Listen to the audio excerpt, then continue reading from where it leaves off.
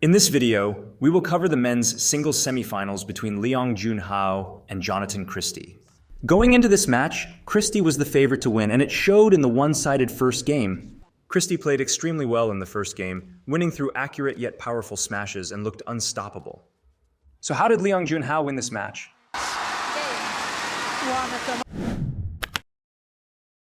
In the first game, Christie was able to change pace extremely effectively because he was able to guess many of Leong Jun Hao's shots because the Malaysian was simply following Christie's pace. This was undoubtedly due to Leong's fatigue from the prior matches, which were against very tough opponents, with each match going to 3 sets. In this rally, you can see Christie guessing many of the shots that Leong Jun Hao is hitting. And it's this shot right here that allows Christie to win the rally. This shot is so effective because Christie has been capitalizing on the net the whole first game, and Leong Jun Hao must stay up to watch the net. This is because the net back is the most dangerous shot. Christie also adds some deception to his lift on this shot, holding first and then pushing. This is important as it helps with his timing, but also makes it so Leong Jun Hao cannot simply guess the lift and attack it. Even off the serve, Christie changes the pace. Wow. You can see in this rally, Christie changes pace in his backcourt. But we all know the outcome of this match, so what adjustments did Leong Jun Hao make?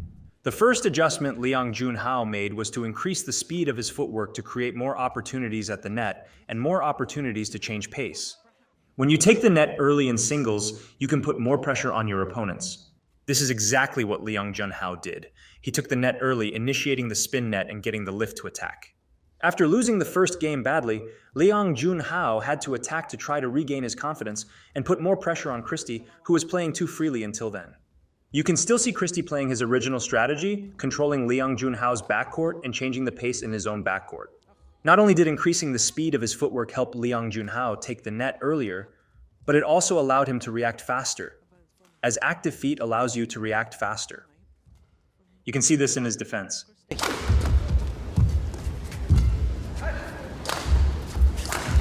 Mistakes. Slowed down by Leong Jun Hao. That's another good body smash. Oh! Because he's able to stay in these rallies, he makes it more difficult for Christie to win and gain confidence, which makes it difficult for Christie to push his momentum. And it also makes Christie expend more energy to try and finish off the point. The faster foot speed can also be seen in his follow-up from the back to the front. On top of increasing the speed in his footwork, Leong Jun Hao also adjusted his shots to be more deceptive, which gave him many more opportunities to score because of the sudden pace changes. Take a look at this rally where Leong Jun Hao plays many pace changes, which allows him to change pace in the back. You can see Leong Jun Hao breaking Christie's rhythm. The only reason Leong Jun Hao is able to play these deceptions is because of slower shot speed from Christie. Yesterday, perhaps the For example, in these other rallies, it is impossible for Leong Jun Hao to play the deception on Christie's faster shots like drives. This is because he simply doesn't have enough time to hold before he hits. However, Leong Jun Hao played more deceptively on the shots that he could play more deceptive on. And these unpredictable shots weren't limited to the front court. Leong Jun Hao also had many shots in the back court, which made it difficult for Christie to play smoothly. For example, this rally where Leong Jun Hao plays the cross even though his body is facing straight.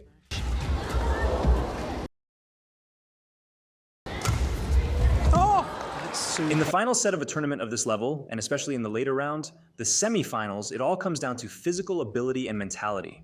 The win often goes to the player who wants it more, and the one who is more focused and willing to be more patient in the rallies.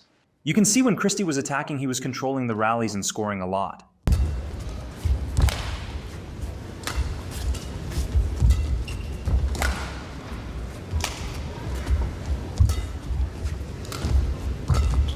When you're ahead by 7 points in the third set, it is easy to lose focus as you only need 4 more points to win. And often what happens is that you just think that you need to play consistently and get the shuttle over the net. While being consistent implies making fewer mistakes, it still requires high pace and good shot quality, especially at the level that Christie and Leong Jun Hao are playing at. Lovely block.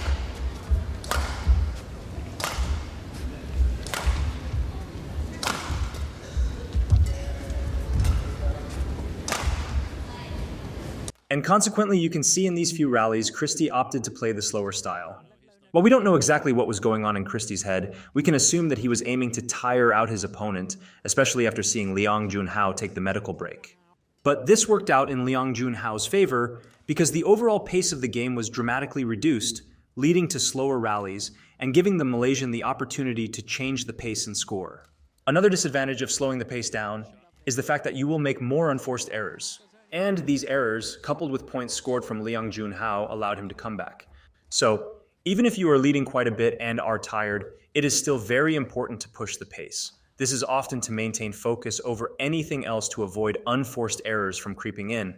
Nerves will also take a huge role in these close matches, so when you feel nervous, you shouldn't play such risky shots.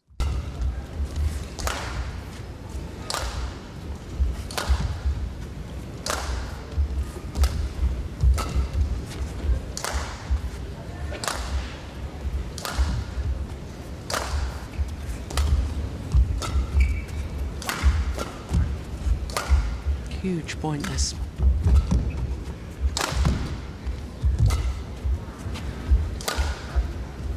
Take a look at this rally at 20-20 and compare where the two players are hitting their shots.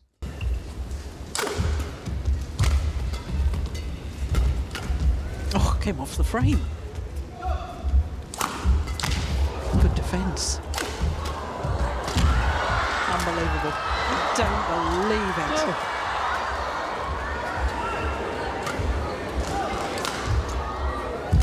You can see that Christie ultimately makes the mistake by hitting out the side. This shot is simply too risky.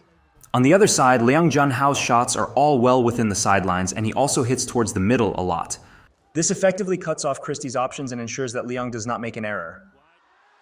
These two pros are relatively the same level, and this game shows it. But in badminton, there unfortunately is a winner and a loser. Christie clearly lost this game because of a lapse in his focus, which heavily impacted his gameplay. So what can we learn from this? While it's virtually impossible to always be focused, there are ways to assist us in returning to the zone. Number one, which Leong Jun Hao did, was to increase the foot speed. Having more active feet will aid in your ability to react to your opponent's shots. Number two, keep pushing the pace even if you are leading. It's easy for your opponent to come back, even if you are leading 6, 7 points. A single lapse in concentration can lead to 3 to 4 unforced errors, allowing your opponent to come back. Finally, it is easy to lose concentration if you aimlessly follow your opponent's pace and shots. So make sure you have some sort of idea of what you're planning to do.